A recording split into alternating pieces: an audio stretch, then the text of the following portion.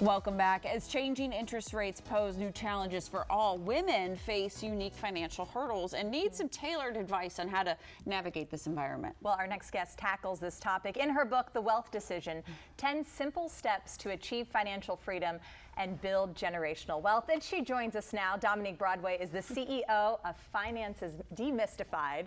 Welcome to Great Day, Washington. Thank you so much for having me. I'm excited to be here.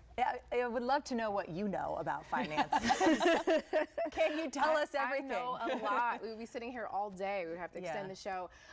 There's so much about finances, and it's actually a really exciting time because there's so many statistics now saying that women are the breadwinners in the households and just really taking charge with their finances. So it's a lot. It's a lot. I don't know where to begin. Yeah. You talk about what are some of the biggest financial hurdles for women? Yeah. So obviously the pay gap, right? So there still is a difference there where women typically make less, right? So that is one of the hurdles, but also just, we like to call it the invisible jobs, right? So let's say myself, like I'm a mom, right? So at the end of the day, there's all that extra work that has to go into being a parent as well. So those are some of the hurdles, but in addition to that, just not having the education. So that's been one of the biggest things that I hear, and we've educated over 500,000 people at this point, and women specifically are like, no one ever talked to me about these things.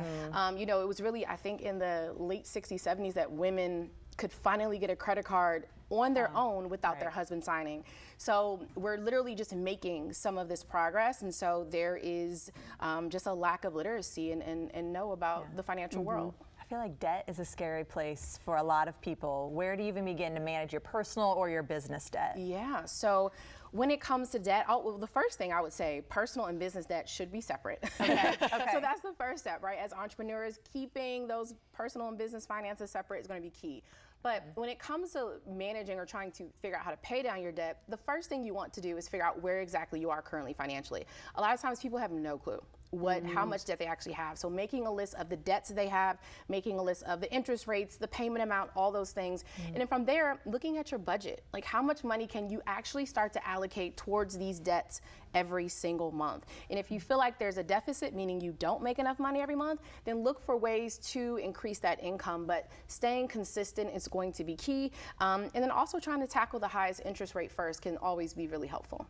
We hear so much about investing, right? How do we invest though in like an uncertain market? I love an uncertain market. You do? I do. What is wrong with you? You know why? It's because the market's doing this day to day, which means that if you are dollar cost averaging, right, which hopefully we're all doing, meaning that you're buying in to the market at consistent intervals, that means you're getting stocks on sale. We all love a sale, when it's low. When it's low. So people start to freak out. They're like, oh my gosh, this is what's happening all day long or all year long. But if you ever look at the stock market over 5 years or 10 years, it traditionally always does this. So you're always going to win. But if you're constantly getting in and out, unless you're a professional trader, you're going to be locking in losses. So basically, stay consistent.